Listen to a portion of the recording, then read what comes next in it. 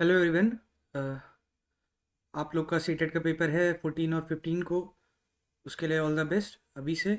और आज हम जनरली यही डिस्कस करेंगे कि कैसे आप अच्छा स्कोर कर सकते हैं सीटेट में, पेपर 1 और पेपर 2 में। तो मैंने पिछले साल सीटेट दिया था फेब के टाइम। और आप स्कोर कार्ड मेरा देख सकते हैं। जो पेपर 1 है उसमें मेरे मार्क्स 131 थे। एंड जो पेपर 2 जिसमें मेरा सब्जेक्ट था मैथ साइंस, उसमें मेरे 120 मार्क्स थे। मेरा ही स्कोर कार्ड है बेसिकली। आपका जो क्वालिफाइंग नंबर रहता है वो 90 होता है, ये सब आप जानते हैं। लेकिन अच्छा स्कोर करना चाहते हैं या एटलीस्ट 100 प्लस आप स्कोर करना चाहते हैं, तो बेसिक आइडिया आपके पास यही रहे कि आपको एक प्रॉपर, देखिए, सब्जेक्ट नॉलेज एक चीज़ होती है जो आप प्रीवियस ईयर पेपर लगा के कर सकते हैं। बट बेसिकली आपका फोकस होना चाहिए कि कितना एग्ज़ाम में आप कितने अच्छे से पढ़ सकते हैं। क्योंकि अगर आपने अभी कुछ प्रीवियस ईयर पेपर दिए होंगे तो आपने ये देखा होगा कि अगर जो भी मिस्टेक आपसे होती है वो ये होती है कि आपने क्वेश्चन ध्यान से नहीं पढ़ा। और मेरे हिसाब से अगर आप सिर्फ ध्यान से क्वेश्चन पढ़ लेते हैं तो आपकी जो सिली मिस्टेक है वो कम हो जाएंगी। और अगर आप अभी अराउंड 70 प्लस के होंगे, 70 के अराउंड होंगे, तो आराम से आप 90 प्लस क्रॉस कर देंगे और बाकी तो आपका काम हो गया। मोरलेस कहीं भी आपका इसका ये इंपॉर्टेंस नहीं होता कि आप 90 से कितने ज़्यादा मार्क्स लाए हैं। हाँ, आप अच्छा हाई टू हाई स्कोर कर लिए वो करिए, बट आपका मेन टारगेट यही होना चाहिए कि 90 क्रॉस हो जाए। तो 5 पॉइंट मैं सिंपली लाया हूँ कि क्या आप कर सकते हैं। और हम लोग स्टार्ट करेंगे नीचे से ही, कि स्टे काम एंड कॉन्फिडेंट, क्योंकि वो 3 घंटे का पेपर थोड़ा लंबा होता है, 2.5 घंटे का। तो उसमें आप कैसे अपने को काम रखते हैं वो बहुत इंपॉर्टेंट है।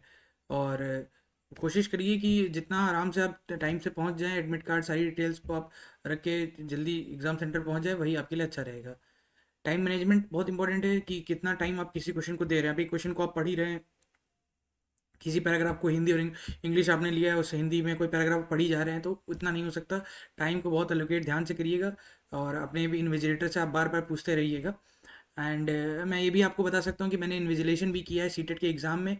सो मुझे उसका भी इन्फॉर्मेशन है कि कैसे क्या चीज़ें होती हैं। तो बहुत सिंपल प्रोसेस है। बाकी इन्विजिलेटर से आप टाइमिंग पूछ सकते हैं, एक क्लॉक भी आपको वहाँ मिल जाएगी।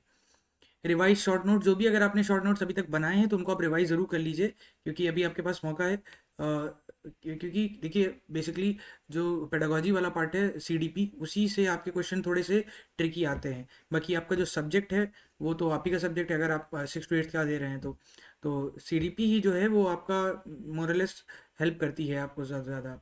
और एक दो पेपर आप चाहें तो आप प्रीवियस ईयर के भी दे सकते हैं, जिससे थोड़ा सा और एग्जाम पैटर्न की क्लैरिटी आपको हो जाए कि क्या कुछ गड़बड़ तो नहीं है।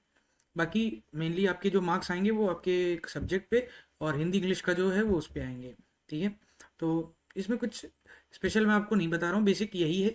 एक की फैक्टर आपका मेन चीज़ यही ध्यान रखिएगा कि जितना ध्यान से आप चीज़ों को पढ़ेंगे उतना अच्छे आराम से आप आंसर दे सकते हैं। सेकेंडली, जो सब टीचर्स हैं, मैं आपको बताया होगा कहीं ना कहीं कि जितना आप पॉजिटिव आउटलुक लेके रखेंगे आंसर को लेकर, उतना आपके लिए सही रहेगा। मतलब क्या कि अगर 4 ऑप्शन है उसमें से 3 कहीं ना कहीं नेगेटिव लग रहे हैं या बहुत ज़्यादा न्यूट्रल है, तो जो पॉजिटिव ऑप्शन होगा जो बच्चे के लिए बेनिफिट होगा वही आपके लिए सबसे बेस्ट होगा। तो अगर 3 एग्जाम पॉइंट ऑफ व्यू के लिए देखें तो हम यही कहेंगे कि कामली बहुत आराम से क्वेश्चन को लाइन बाय लाइन पढ़िए आराम से, क्योंकि ऑफलाइन हो रहा है तो कोई चिंता की बात ही नहीं है। और दूसरा कि जब भी आप क्वेश्चन के आंसर को के बारे में सोचें तो स्टूडेंट सेंट्रिक रहें। स्टूडेंट के बारे में सोचें कि स्टूडेंट के लिए सबसे अच्छा क्या है, ना कि आप क्या कर सकते हैं या आपकी पर्सनैलिटी क्या कहती है।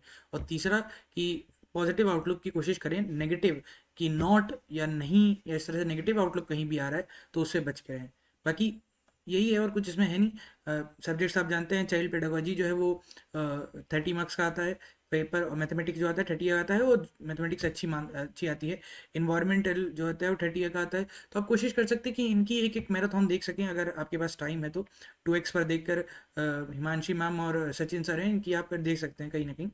इंग्लिश सब्जेक्ट है, हिंदी है, उसमें हिंदी के पैराग्राफ आएंगे, उनको ध्यान से करें, और इंग्लिश के हैं।